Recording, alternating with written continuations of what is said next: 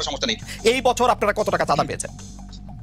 দেখুন, আমাদের যে ব্যাংক অ্যাকাউন্ট রয়েছে সেখানে 20 লাখ টাকার মতো রয়েছে এবং চাঁদার একটি নির্ধারিত হার রয়েছে এবং আমাদের কাউন্সিল যখন হয় কাউন্সিলের সময় কিন্তু আমরা যেহেতু অনেক প্রত্যাশী থাকে এই বিভিন্ন পদের বিষয়ে, সেখান থেকে আমরা কাউন্সিল ফর্ম মনোনয়ন ফর্ম বিক্রি করে সেখান থেকে আমাদের কিছু টাকা রয়েছে। আমাদের রূপালী ব্যাংকে আমাদের একটি জনতা ব্যাংকে আমাদের অ্যাকাউন্ট রয়েছে। এই শেখ হাসিনা সরকার সময় যখন ছিল, ছাত্রলীগের ক্যাডার হলে সে সরকারি চাকরি পাবে, এটি নিশ্চয়তা ছিল এবং আমাদের বিশ্ববিদ্যালয়ের হলগুলোতে রীতিমতো এক্সাম সেন্টার বানিয়ে তারা পরীক্ষায় অংশগ্রহণ করছে। ছাত্রলীগ করা কর্মী আজকে ক্যাবিনেট সেক্রেটারি হচ্ছে, ছাত্রলীগ করা কর্মী আজকে উদ্যোক্তা হচ্ছে কিছুদিন আগে।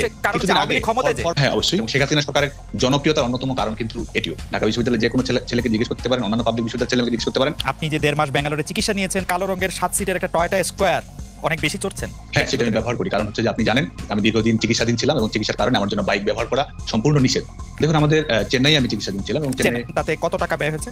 চিকিৎসার জন্য খুব বেশি ব্যয় কিন্তু হয় না আমাদের, এবং আমাদের বাংলাদেশের প্রাইভেট হসপিটালে যে ধরনের চিকিৎসা ব্যয় প্রয়োজন হয় সেখানে সেটি একই রকম, কাছাকাছি রকমেরই। চেন্নাইতে অ্যাপোলো হাসপাতালে এটা খরচ $7,500 পর্যন্ত হতে পারে, বাংলাদেশের টাকায় 8 লাখ বা 9 লাখ টাকার মতো। সেটি হ্যাঁ, সে ধরনের হতে পারে। আর সব মিলে প্রায় 20 লাখ টাকার মতো খরচ হয়েছে। না, সব মিলিয়ে সেটি নয়, সব মিলিয়ে চিকিৎসার জন্য যেটি খরচ সেটি 10 লাখের নিচেই থাকে। সব মিলিয়ে 10 লাখের। সেটি আপনার পরিবার থেকে এটি আসলে ব্যয় সংকলন করা হয়েছে। হ্যাঁ, পরিবার থেকেও আমরা অনেক সময় বহন করি। জনাব সাদ্দাম হোসেন, আমি আপনার বর্তমান পেশা কি বলি, যে চাকরি করলে পয়সা পাওয়া যায় এরকম কোনো কিছুর সাথে আপনি যুক্ত আছেন? ব্যবসা বাণিজ্য?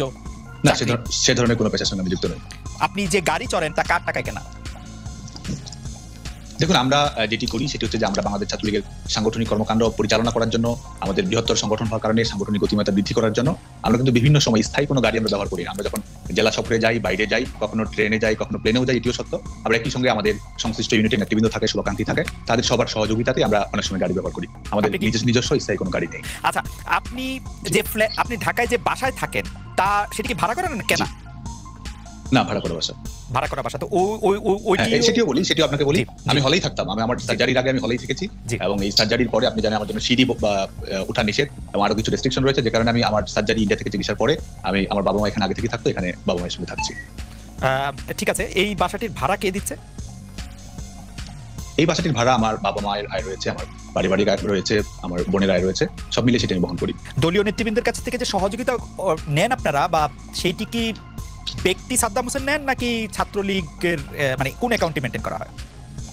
না, সেটার জন্য তো কোনো অ্যাকাউন্টের প্রয়োজন হয় না। আমরা আমাদের চলতি খরচের জন্য, আমাদের সাংগঠনিক খরচের জন্য আমাদের দল থেকে একটি সাপোর্ট দেওয়া হয়, সেটির মাধ্যমে আমরা আমাদের সকল কর্মকাণ্ড পরিচালনা করি। আপনাদের দল থেকেও একটি সাপোর্ট দেওয়া হয়, আপনি এটি বলছেন।